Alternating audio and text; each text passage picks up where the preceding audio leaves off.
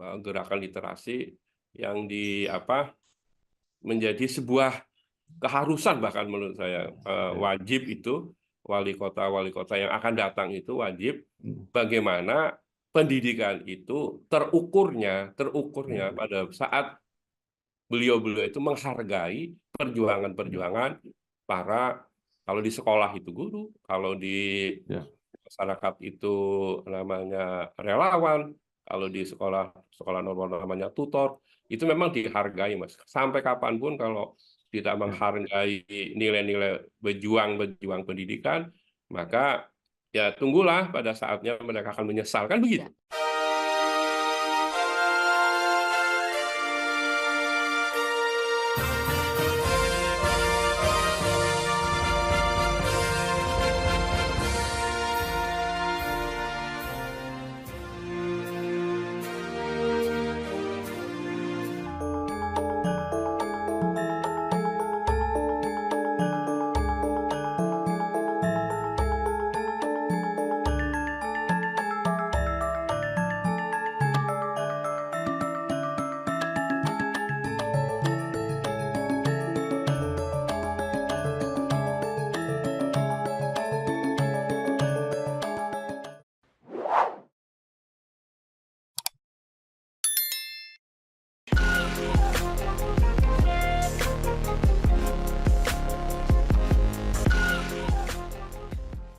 Assalamualaikum warahmatullahi wabarakatuh. Waalaikumsalam warahmatullahi wabarakatuh. Bersama saya Bambang Sadono di kanal Inspirasi Jawa Tengah. Mudah-mudahan kanal ini selalu bisa memberi inspirasi, motivasi, dan edukasi. Kami sedang mempersiapkan beberapa video wawancara untuk memantau dinamika kabupaten kota, terutama dalam menyongsong pilkada serentak, termasuk pemilihan wali kota dan wakil wali kota Tegal periode 2024-2029. Saat ini saya sudah bersama dengan salah seorang tokoh masyarakat Tegal, yaitu Dr. Yuskon MPD. Jabatannya adalah Ketua Umum Pengurus Pusat Forum Perpustakaan Sekolah dan Madrasah Indonesia FPSMI. Apa kabar Pak Yuskon? Kabar baik, Mas Bambang. Ya, Pak Yuskon ini lahir di Tegal 9 April 1965. Pendidikan terakhirnya S3 di UNES Semarang, menjadi ASN, guru di SMA Negeri 2 Kota Tegal, dikenal sebagai tokoh literasi yang mengelola Yayasan Pendidikan Sakila Kirti, kemudian juga mengelola Taman Baca Masyarakat di Terminal Bus Tegal.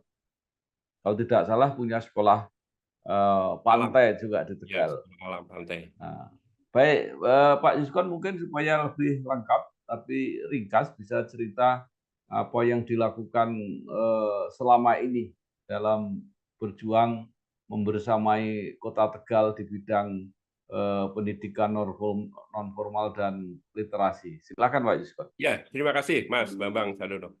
Jadi di awal tahun 2011, pas kepemimpinan Pak Iqmal Jaya itu, beliau mencanangkan program Tegal Cerdas.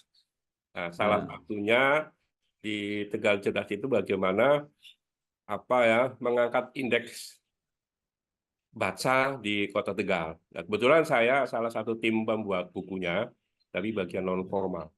Kebetulan pula saya waktu itu pendidikan akhir di program doktoral di UNES. Alhamdulillah disertasi saya juga tentang long life education ya. Jadi bagaimana pendidikan itu sampai orang itu memang betul-betul menikmati pendidikan begitu. Jadi kemampuan pemerintah itu kan hanya pada usia 50-60 ya, PNS, pada pensiun misalnya. Setelah itu kan beliau ini terjun di masyarakat. Di masyarakat itu menjadi orang yang berguna, intinya begitu.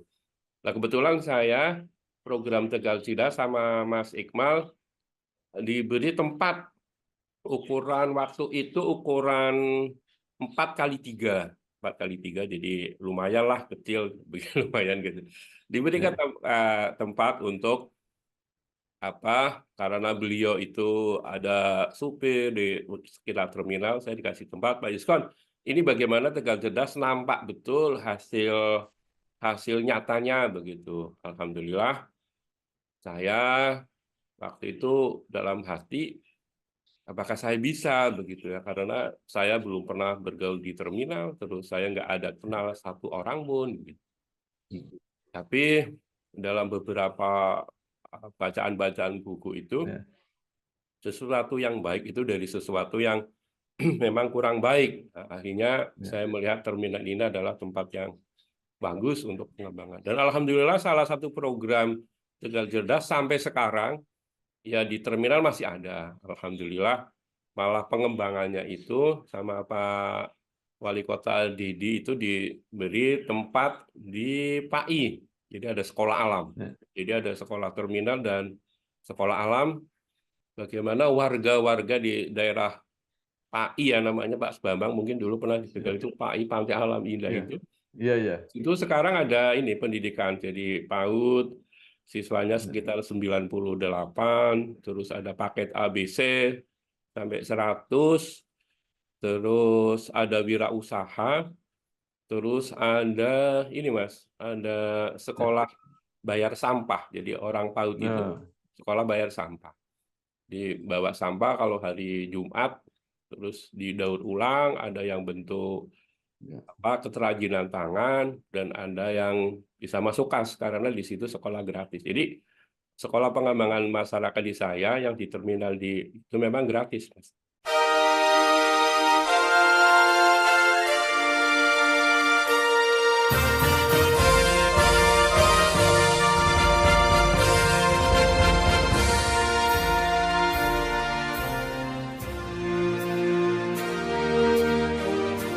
ya Pak Yuskon, itu kan hanya semacam pilot project ya. Jadi Ya, kalau itu tidak kemudian apa ya, ditangkarkan, artinya dikembangkan secara masif, kan pengaruhnya nggak begitu besar. Bagaimana pendapat Pak Yuskon? iya. Jadi kalau berbicara tentang pengaruh, memang sangat luar biasa karena pendidikan masyarakat itu kan bagaimana mencerdaskan kehidupan berbangsa dan bernegara itu ya. Jadi kalau ada wadah formal itu sudah jelas Ya, strateginya, terus ada pengembangan lembaganya. Nah, kalau pendidikan masyarakat kan bagaimana masyarakat itu mengembangkan. Maka ya, saya cari ya, relawan-relawan itu. Ada yang ya, jadi berbagai macam lah relawan-relawan. Ada ya, yang dari pedagang, ada yang dari ya, pengasong, ada yang dari berbagai macam sektor masyarakat lah begitu. Alhamdulillah ya, dari dulu 3, sekarang saya ada 14 Mas, 14 relawan di 3 tempat itu. ya, ya. Ya, maksud saya begini Pak Yuskon. Itu kan eh, daya apa ya, daya jangkaunya terbatas. Misalnya di sekitar terminal, kemudian di sekitar PAI. Nah, maksud saya apakah itu tidak menjadi inspirasi untuk pemerintah kota untuk mengembangkan model-model semacam itu di banyak tempat yang lain gitu? Oh ya, kebetulan kami kemarin 2 tahun yang lalu di pihak rumah sakit itu ada Mas Ya, sekolah di Kardina itu, sekolah di Kardina. Jadi sambil orang tua menunggu ya, anak-anaknya berobat, anak-anaknya itu diberi ya, kesempatan eh, di Kardina sudah ada. Terus di ya, beberapa kelurahan juga ada. Daerah lain itu di Cirebon, itu sekolah alam sana juga dikembangkan di sana. ya, Jadi dengan konsep masyarakat ya, ya, pendidikan masyarakat itu kita sudah berkembang Mas di beberapa tempat. ya, Jadi, tempat. ya. Enggak, maksud saya begini, apakah itu tidak menginspirasi untuk pemerintah ya membuat kebijakan karena proyek-proyeknya Pak Yuskon itu baik dan bermanfaat. Hmm. Kemudian ada kebijakan yang dikerjakan oleh pemerintah untuk model-model sekolah semacam itu, artinya sekolah non formal semacam itu. Iya, pernah kami diskusikan ada beberapa sektor di pemerintah daerah, terutama pemerintah kota sebetulnya sudah Mas pada saat Ya, Pak Dedi Yon itu. Jadi waktu Pak ya, Iqmal itu sekolah di terminal, terus Pak Dedi Yon itu ada di sekolah alam itu loh Mas. Jadi kita Ya, sebetulnya sudah sebatas oke. karena apa ya, tenaganya ya. Tapi Ya. pada kepemimpinan pemimpinan dua wali kota itu kita sudah ada pengembangan itu.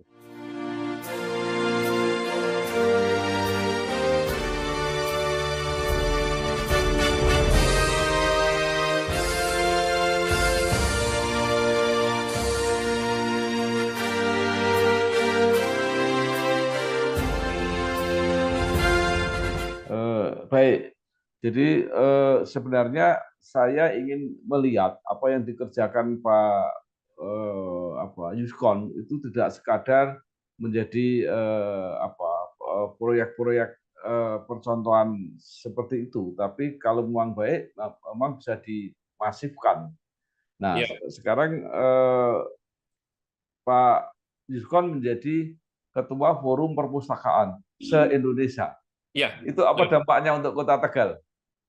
Ya, jadi indeks prestasi ya. Jadi yang Ya, jelas bertambahnya meningkatnya perpustakaan-perpustakaan di Kota Tegal, akreditasi ya. Jadi akreditasinya bertambah. Yang A sekarang banyak gitu. ya. Oh, Terus jadi gini, di Forum Perpustakaan Sekolah Madrasah Indonesia sebetulnya ada dua hal yang sangat penting untuk memajukan ya, perpustakaan di Indonesia. Yang pertama adalah tentang tenaga. Jadi tenaga itu kan sangat dibutuhkan untuk mengelola perpustakaan sekolah. ya, Pada saat mengelola itu kan ada variabel-variabel yang harus menjadi SOP-nya kan, standar operasi ya. kerjanya, prosedurnya ada. Sementara ini kendalanya adalah di tenaga. Jadi Hmm, sementara itu bagaimana sekolah akan perpustakaan ya, perpustakaan sekolah akan maju, tetapi tenaganya diambil oleh guru gitu loh. Padahal hmm, guru sekarang sekolah Merdeka Belajar itu banyak dituntut tugas-tugas, tugas-tugas hmm, individu. Ini kan nggak mungkin kah sekolah kita akan perpustakaan sekolah kita akan maju karena guru itu 12 jam mata pelajaran. Karena kalau jadi perpustakaan itu dapat 12 jam, Mas. PNS itu kan 24.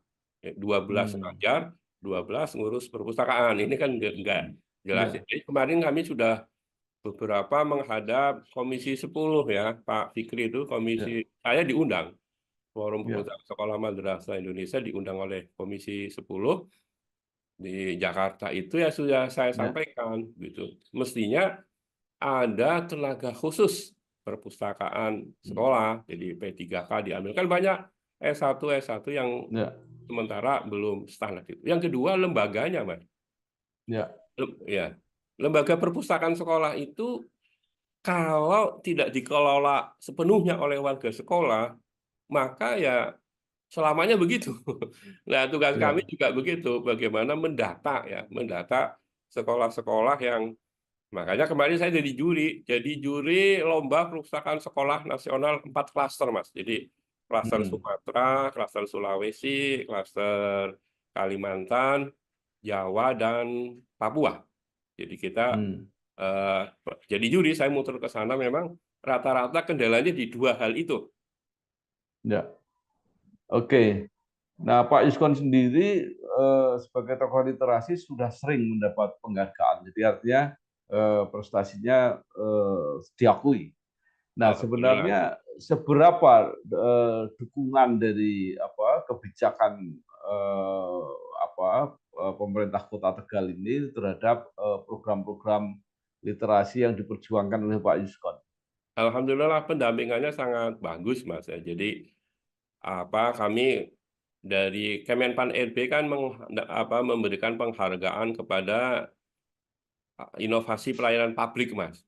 Ya, Jadi alhamdulillah dari ada tingkatan-tingkatan ya. Jadi top 99. ya, 99 itu setelah dari sekian ribu dari se-Indonesia itu ya, top 99, terus ada naik lagi top 40, terus hmm, naik lagi top 15 itu se-Indonesia. Alhamdulillah eh, pengembangan pendidikan masyarakat yang di terminal yang saya kelola dengan yang di PAI itu sudah sampai puncak itu loh Mas, top yang paling ya, atas itu. Ini karena jelas variabelnya kan pemerintah daerah sangat ya, mendukung apa yang saya inginkan. Misalnya ini tambah ini ya sebatas, Oke. ya sangat mendekati.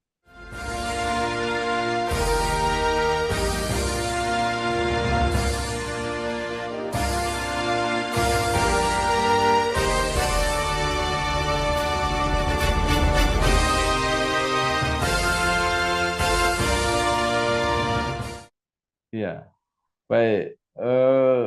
Pak Yuskon sudah mencapai puncak-puncak ya kreativitas di dalam penyelenggaraan pendidikan non formal. Ya. Nah, ke depan apalagi yang masih dicita-citakan atau dimimpikan oleh Pak Yuskon? Ini baru awal menurut saya, Mas. Ya. Jadi Ya, pendidikan itu kan selalu bermula dari awal. Jadi saya ya, ingin apa yang bahasa sinergitas itu loh, Mas. Jadi ya. gerakan literasi nasional. Jadi kalau sekolah atau namanya kan identik dengan literasi. Gerakan literasi nasional itu terbagi tiga. Gerakan literasi sekolah GLS, gerakan-gerakan literasi yang dikembangkan di sekolah, terus ada GLM, gerakan literasi masyarakat, kayak forum-forum taman baca, dan gerakan literasi keluarga GLK. Jadi dari Hmm, keluarga, masyarakat, dan sekolah. Kalau ketiga-tiganya ini pemerintah daerah mensinergiskan, itu sangat luar biasa. Kadang hmm. hal-hal tertentu nggak sadar, itu kalau misalnya Hari Pendidikan Nasional ya, itu yang Ya. diundang sekolah-sekolah formal. Yang diundang, Eh, sementara sekolah-sekolah non formal tidak diundang untuk upacara begitu ya. Termasuk eh, peringatan 17 Agustus itu dulu pernah saya beri surat lah begitu. Jadi kalau kita mau bersinergi semuanya ya ada beberapa, kalau peringatan Hari Pendidikan Nasional ya pendidikan masyarakat dan sebagainya itu diundang lah begitu. Bahkan kalau ada petugasnya dari pendidikan non formal kan akan menjadi sebuah keindahan rasa gitu loh fungsi Hari ya. Pendidikan. Itu Mas. Iya, apakah itu bisa tafsirkan sebagai bahwa pemerintah masih abai atau masih kurang serius gitu ya menempatkan posisi pendidikan non formal? Ya, iya betul. Sampai kapanpun kelihatannya begitu, Mas. Di Ya, misalnya ada Merdeka Belajar begitu. Itu kan ya, digebor kan semuanya di formal kan. Kalau non formal kan biasa-biasa saja, nggak ada berubah. Karena memang ya, di masyarakat ya begitu, masyarakat ada yang membutuhkan, ada masa tidak. Tapi pada intinya saya sebagai pengelola itu ya, sudah bahasanya itu sesuai dengan Undang-Undang Pendidikan kan sudah mencerdaskan kehidupan berbangsa dan bernegara. Cuma ya, pemerintahnya memang harusnya tanggap ada hal-hal bagaimana di hari-hari tertentu, di hari pendidikan, sebetulnya itu menjadi sebuah kekuatan yang luar biasa bersinergi. ya. Pak Yuskon, ini kebetulan ada momentum ya pilkada serentak termasuk di Kota Tegal akan ada pemilihan wali kota dan wakil wali kota. Nah, dengan berbagai hal yang sudah dicapai oleh Pak Yuskon, itu apa yang diharapkan kebijakan pimpinan atau wali kota yang akan datang supaya apa yang sudah dicapai Pak Yuskon ini bukan hanya diteruskan tetapi juga dikembangkan.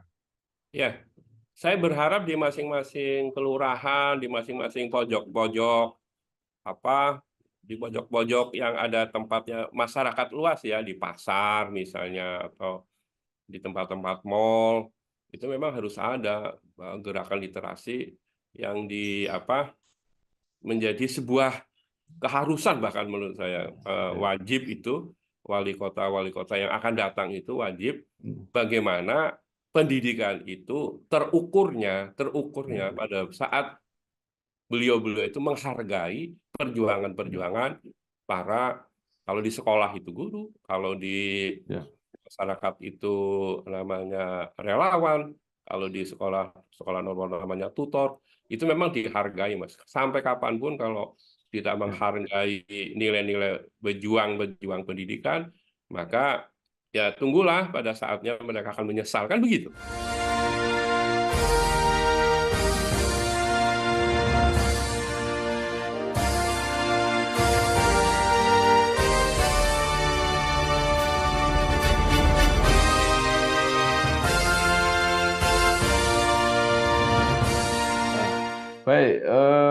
saya kira kalau ingin muncul menjadi kebijakan, itu wali kota juga tidak bisa sendiri. Artinya harus bersama-sama, terutama dengan dewan, dengan masyarakat, supaya muncul menjadi kebijakan formal ya, mungkin dalam bentuk Ya, perda dan sebagainya. ya betul, Bang. Nah, ya ke depan apa harapan Pak Yuskon baik terhadap Ya, ya, pemerintah, kepada dewan, kepada masyarakat, supaya perjuangan dan hasil yang sudah dicapai saat ini yang pasti membanggakan Kota Tegal bisa diteruskan. ya. Di pergerakan legislatif sebetulnya kami sudah beberapa kali, 3 kali ya, saya sudah Ya, ketemu dengan beliau-beliau ke dewan, kami ke sana menyampaikan beberapa hal tentang salah satu peningkatan dalam pendidikan adalah peningkatan juga dalam hal-hal keterampilan, diklat dan sebagainya, biar menjadi sebuah peningkatan. Yang kedua, di eksekutif juga kami di dinas-dinas itu sudah menyampaikan beberapa program yang menjadi unggulan sebuah daerah. Karena pemerintah pemerintah di Kota Tegal ini yang akan datang itu mestinya sudah menjadi prioritas utama perda itu, Mas. Kami memang perda di pendidikan formal itu, non formal itu di masyarakat itu belum ada pendidikan perda tentang pendidikan masyarakat yang mensinergikan ya. sinergis ya antara pemerintah, dinas dan masyarakat yang perlu memajukan di masyarakatnya itu, Mas.